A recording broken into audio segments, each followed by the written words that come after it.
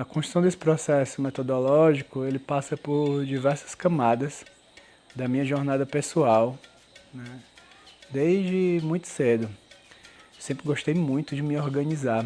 Sempre fiz agendas, e nessas agendas eu fazia os fluxos, que eu ia para um canto, depois ia para o outro, ia durar tanto tempo a viagem, e lá eu ia fazer tanto tempo, assim, uma coisa de um processo muito natural meu, de buscar esse desenho do meu dia, né? E muito inquieto também com as necessidades nossas de transformação social e de como que a gente poderia fazer para essa transformação social. Eu fui estudar metodologias inovadoras, né? Desde o design permacultural, que tem uma pegada mais ecológica, mais da relação com a natureza, mas o meu olhar era muito sistêmico, quanto Gaia Education, que é uma formação com o selo da Unesco, né, para o design de comunidades sustentáveis.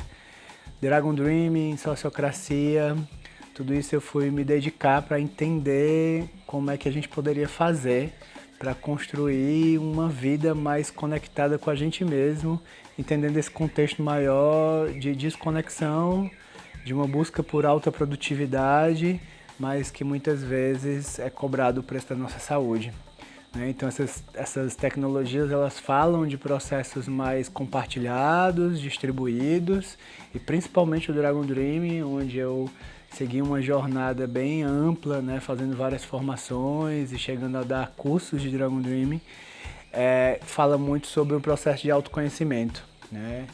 Processo de autoconhecimento atrelado à transformação no desenvolvimento dos nossos projetos. Então, eu fui pegando um pouco de cada uma dessas metodologias e entendendo como é que eu aplicava nisso, né, no meu cotidiano e principalmente na minha organização semanal. Eu sempre adorei começar a semana já todo bem organizado, com as coisas planejadas, desenhadas, e aí eu peguei um pouco da sociocracia, que é o drive da sociocracia, que é exatamente essas duas perguntas antes de iniciar qualquer processo de governança, que é o contexto, a necessidade, o que está acontecendo e o que eu preciso a partir disso. E também trouxe alguns elementos do Dragon Dreaming e da comunicação não violenta, que é a nossa autossabotagem, os indicativos de sucesso e as estratégias, enfim, que já está em boa parte das metodologias inovadoras. Então tudo isso veio muito também da minha experiência profissional, né, enquanto empreendedor. Fiz uma formação extremamente clássica e reconhecida no mundo dos empreendedores. Tinha 4 prêmios nessa formação, que era uma formação imersiva de uma semana. Eu ganhei 2 dos 4, mas num preço de uma sobrecarga, de noite sem dormir, enfim, aquela coisa da competição, né, do sistema capitalista bem pautada mesmo. E aí a minha reflexão, o meu feedback para os formadores era, mas e a saúde mental das pessoas, né?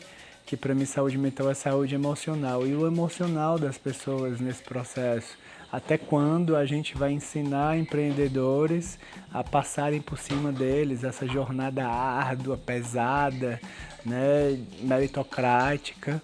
E quando que a gente vai começar a pensar sistemas que cuidem das pessoas, né, que é as respostas desse pacote de ferramentas metodológicas que eu já citei aqui para vocês.